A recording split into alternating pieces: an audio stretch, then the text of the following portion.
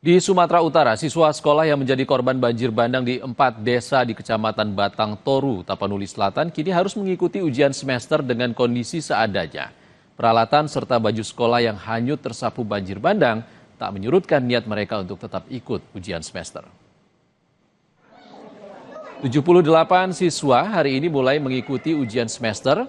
Mereka merupakan siswa dari 3 sekolah dasar yang sekolahnya hancur akibat tersapu musibah banjir bandang.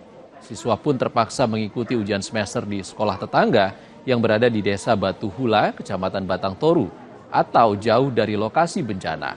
Pihak sekolah memberi keringanan dengan memperbolehkan siswa yang terdampak musibah banjir bandang untuk tidak menggunakan seragam, serta memberi fasilitas berupa buku tulis dan pulpen guna mengikuti ujian. Pihak sekolah juga akan mengunjungi lokasi terdampak dan menjemput siswa yang belum bisa mengikuti ujian yang nantinya akan dilakukan di rumah. Orang tua siswa juga berharap perhatian pemerintah setempat bisa membantu memberikan perlengkapan sekolah bagi anak-anak mereka.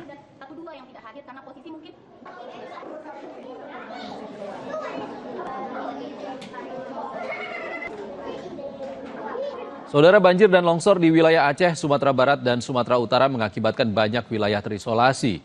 Untuk bisa mendistribusikan bantuan ke area-area tersebut, butuh waktu dan perjalanan yang tak mudah, dan salah satunya dilakukan oleh prajurit TNI.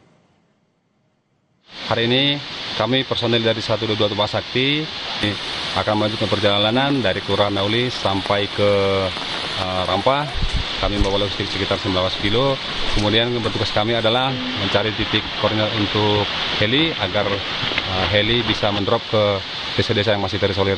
Sampai nanti kami akan membawa dapur umum, kemudian kami akan rencana tembus sampai ke Cibolga. Demikian.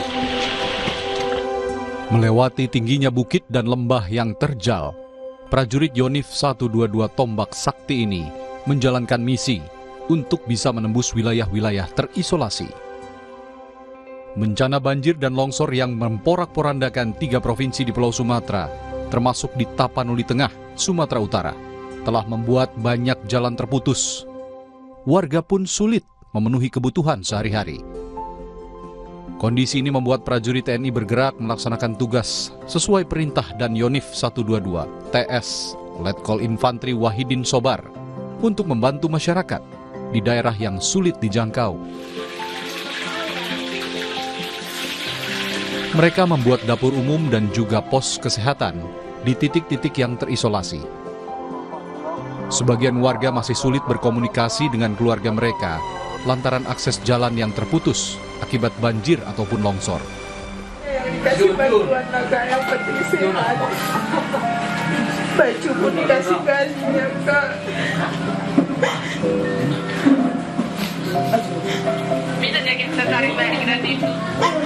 Habis semuanya, Kak. Tetanggaku pun hanyut, nggak ada lagi. Tiap hari, kapan masuknya? Nggak bisa, Kak, karena harus naik ke bukit. Baru lagi bisa lah, aku aja ngabarin mama harus naiknya ke bukit sana. Sambil memberi bantuan, prajurit TNI juga mencari area yang memungkinkan untuk dijadikan area pendaratan helikopter agar bisa mendistribusikan bantuan makanan dan juga obat-obatan. Saudara, tetaplah di Kompas TV, Breaking News bencana di Sumatera akan kembali usai jeda.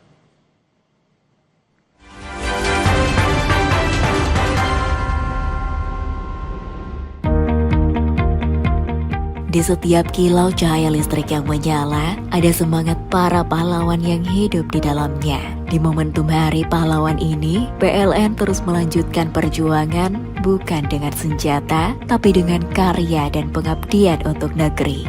Dari kota hingga pelosok desa, PLN hadir menerangi setiap langkah bangsa, mewujudkan sistem kelistrikan yang merata dan berkeadilan. Di setiap kilau cahaya listrik yang menyala, ada semangat para pahlawan yang hidup di dalamnya.